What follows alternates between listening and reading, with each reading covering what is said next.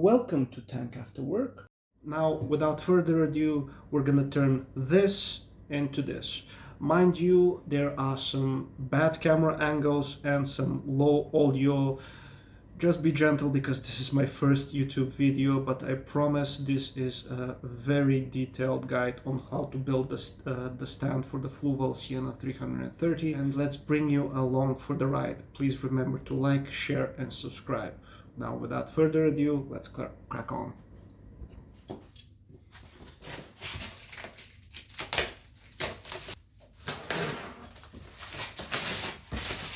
Okay.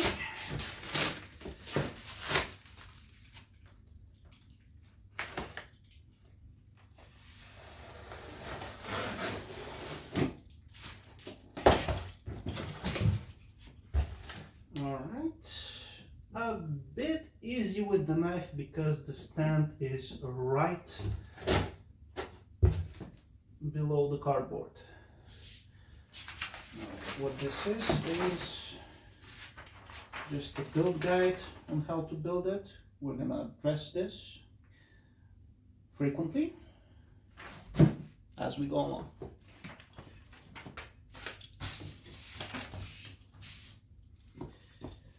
Okay.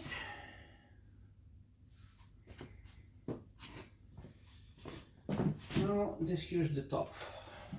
Let's just cut the thing here.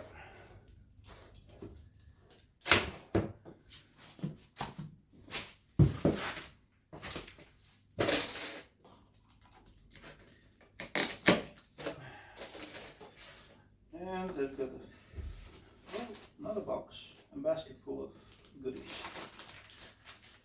These are all the screws.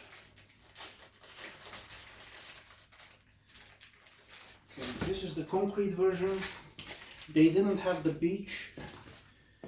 If the beach was present, I'd be all over that.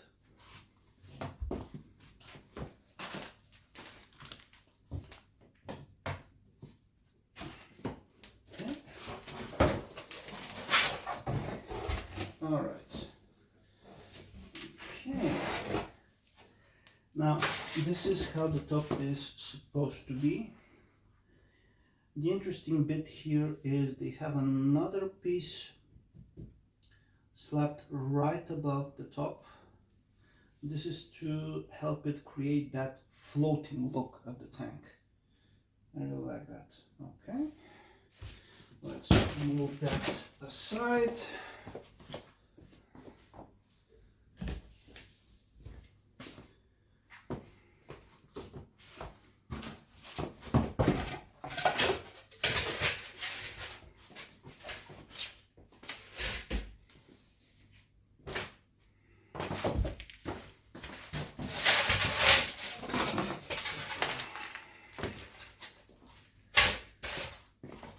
Now, I'm taking up half the living room, the important half, because the tank is on the dining table and we gotta be quick because my significant other is gonna get home soon.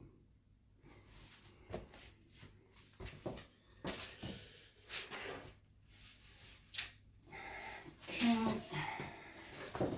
This is the door. Let's put it here.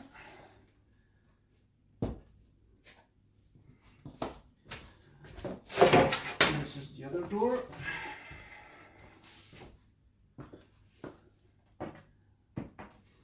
Okay. Okay, so there's a difference. And the things you see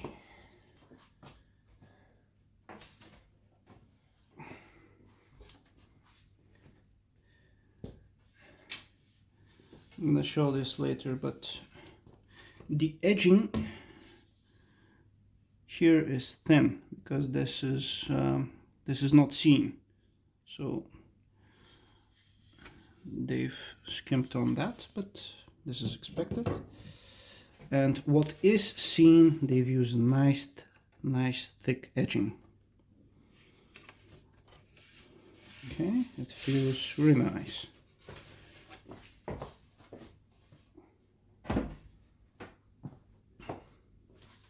Actually, I think they call it edge banding.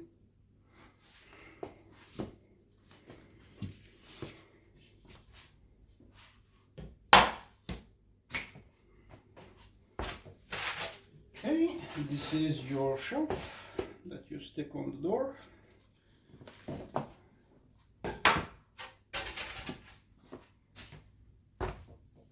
And this is the rubber mat that you put under the filter.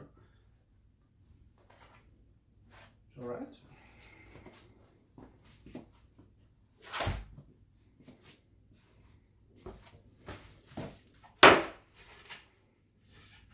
I'm guessing this is the shelf.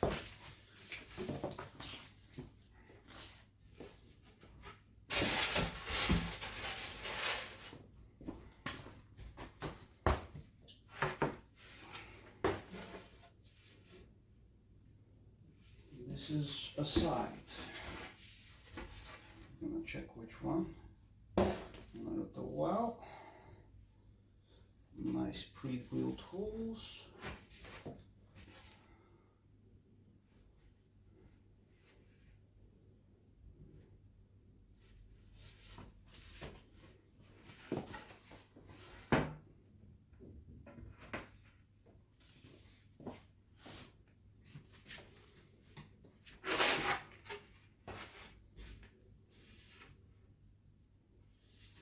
Another side.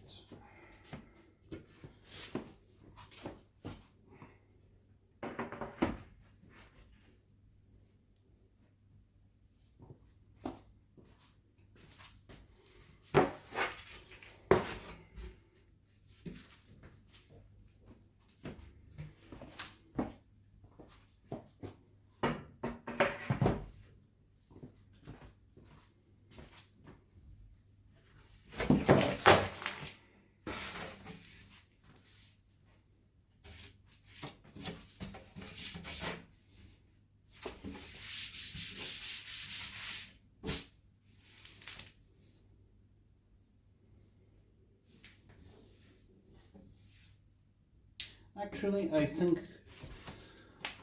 this is the back brace. This is important because this keeps the structural integrity not to tilt side to side.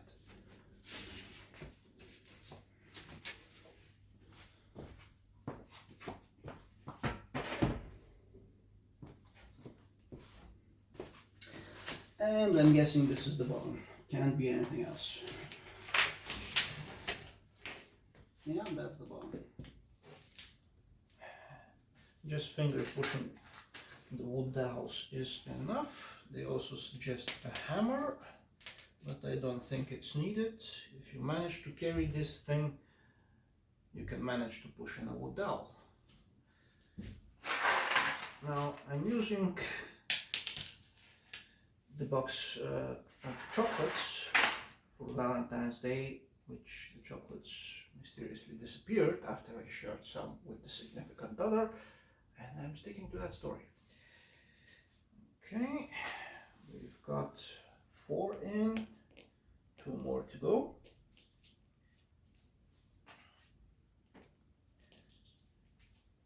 There's no gluing needed for these. Now, what we're going to do with the cordless drill is, before you start screwing, adjust it to not the smallest resistance, but 25% or something like that. Here I have 20. I'm doing it on a 7. Your drill might be different. What we want to do is go straight from the top. No, it's gonna level itself out most of the time, but just don't give it any reason to get tilted. Okay, so we're gonna start with the end.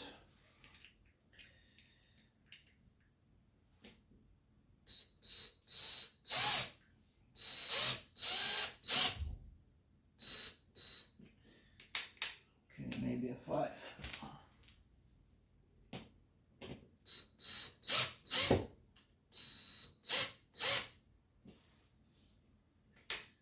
A 4.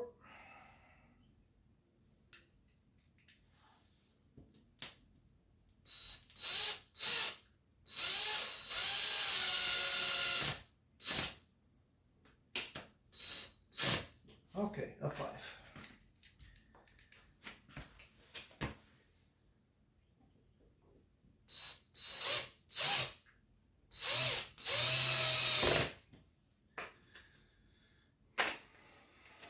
Okay.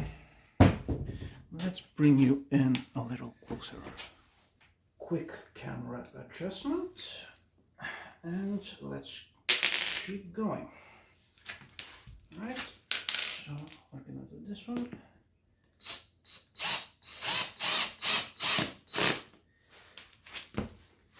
It's gotta go right to this end here. Can it focus? Yes. Right to that part. No more.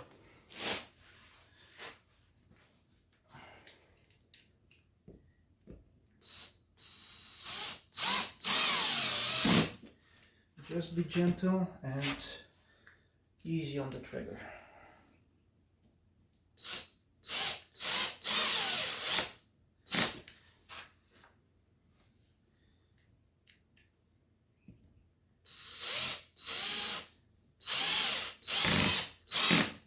Okay, this one was quite crooked, but because of the pre-piloted hole, it leveled itself out.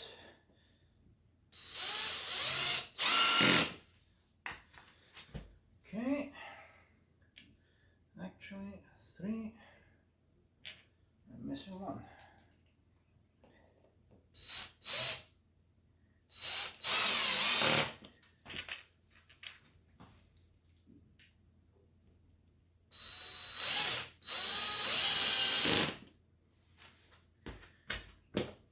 Just one more. There it is.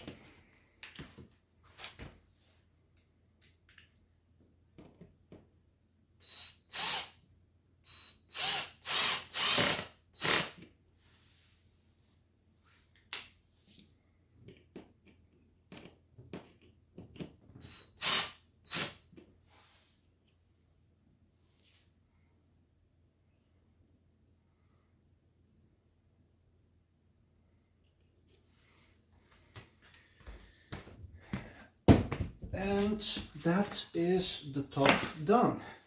Put it somewhere safely on the side where you won't run over it. And let's move on to the next piece. On to the second piece. This is the back brace. You're gonna recognize it easily by the 3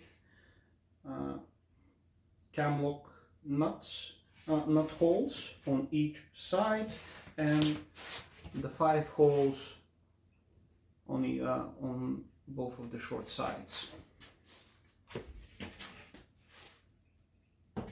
Now, what we're gonna do is we're simply gonna put each cam lock screw in. What we want to do is, you see there is an arrow. Do you see the arrow? Yep, there, it's on the bottom. That arrow points to the open side on the cam lock nut, and this has to be facing outside. So the arrow has to be facing here. This is where the head of the cam lock screw comes in, and after that, when we're assembling anything, we just twist it so it locks in, so it tightens everything up. And we're gonna do this 6 times here. Just finger pressure, no need for a hammer. Please don't use a hammer, because the metal on these is, well, it's not just on this piece of furniture. Actually, the metal on these feels all right. Sometimes, more often than not, they use poor quality metal on these. Okay, again, the arrow pointing outwards.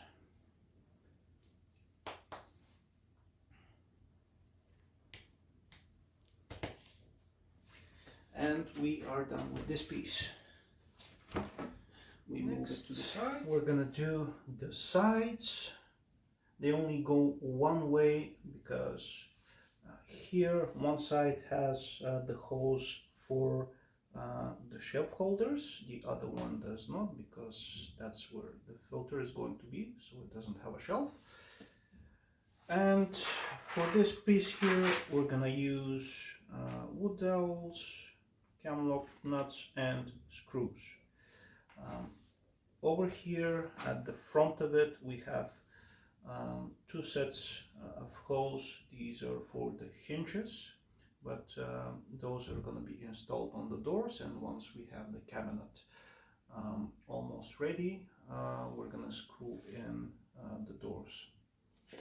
All right, let's continue. So usually first I like to start with the dowels.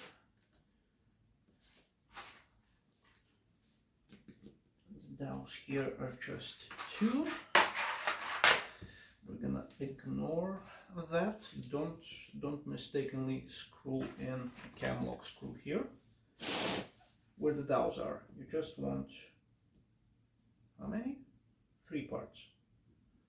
Okay, and don't screw it in the shelf holder.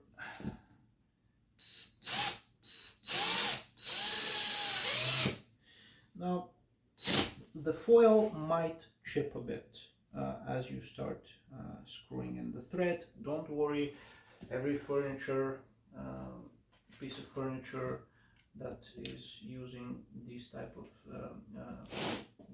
material is gonna do that. Okay.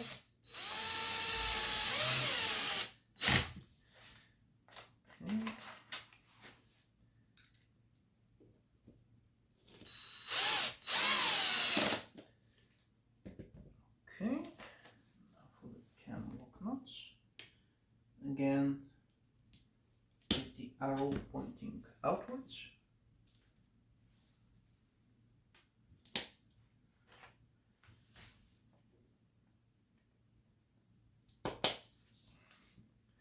Okay, this one's done.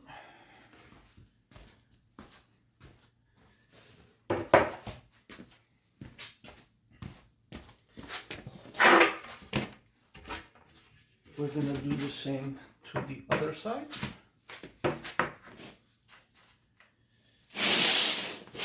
And we're gonna flip it.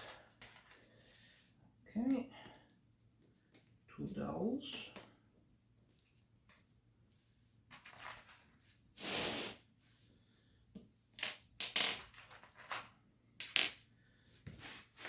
And 3 cam lock screws.